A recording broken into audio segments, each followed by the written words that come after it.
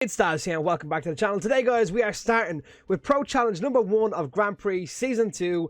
Continuing on with this little bit of a mini-series we have going on where I give you guys some tips and tricks on how to complete the challenges on Ctr Nitro Fueled as easily as you possibly can. So, we're going to be focusing on our first Pro Challenge of the series this time around, which is going to be backward compatible. Back into the race is something a little bit different. I'll give you guys tips and tricks on that going forward. But we're going to focus on backward compatible as our first challenge of the day. And this one is actually much easier than what you guys might think.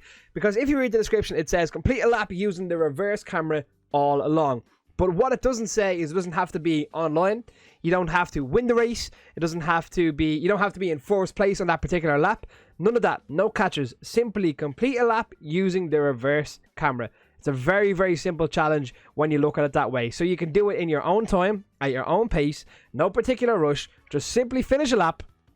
Going backwards. So you don't have to do it against other people where there's weapons involved. You can go on a time trial. So I would recommend doing this on a very small track where there's not so many turns. Like Rules Tubes is very easy and would be my choice had I if I was choosing to do this off camera. But I feel like I do Rules Tubes a lot on the channel already. So we're gonna go ahead and pick maybe Coco Park. Crash Cove would also work. Maybe Jungle Buggy wouldn't be too bad. Any track at all is actually fine. But I just mean that a smaller track obviously is gonna be much quicker to do, easier to do when you have a lot less to hit into. And as always guys, do remember to use your extra nitro points for your cars, especially this early on in the game where you have so much time to build up those nitro points and get those challenges done very easy. Like I'm going to be starting off using the Crikey car here, even though I have unlocked the champion car thankfully, which is so slick, man, so slick.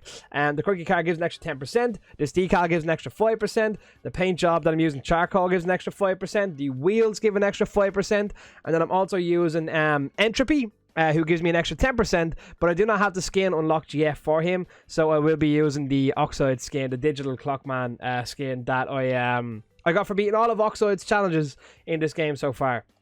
We're going to go ahead and fire away and get this challenge done. And I'll show you guys how easy it is to complete. So I haven't got it done myself yet, but this is just so me going ahead and completing that and giving you guys as many tips and tricks as I can. Although I do think the best tip I can give is take your time. Do this offline. Absolutely do this offline. We have no hassle. Nobody hitting you with clock weapons or the orbs or any sort of weapon at all. Time trial works fine. Does L2 make a difference? Yes, so I would say... Oh, I forgot I forgot to hold R2. So I would say, when you tap L2 and it gives you that extra space, I would do that because then you can kind of see a little bit better what you're doing. Because you have a small bit more space than you would typically. I wonder how much I can get on here without crashing. Or how far I can get. There we go. Not that far. Okay, so it's not as comfortable as I thought, to be honest. But it's going to be easier than I thought, I think. Not as comfortable to actually drive around. But the thing is, I don't have to worry about turbo boosting. I can literally just do this. I don't have to power slide. I can just complete the lap. Absolutely floating around. No hassle whatsoever. And get this challenge done. No hassle whatsoever. Slams into a wall. Well done, Darren. Well done. So, very easy to complete in theory. And very easy to actually do. You don't have to make it as awkward as I am. Just because I'm power sliding, it's making this particularly difficult. But once I cross the line now, that will be a full lap done with the camera the wrong way around. And then we can go back to normal and complete this lap. And the rest of the track, in fact, the right way around at a much quicker speed, a much more copeable speed, and a much more comfortable direction to face.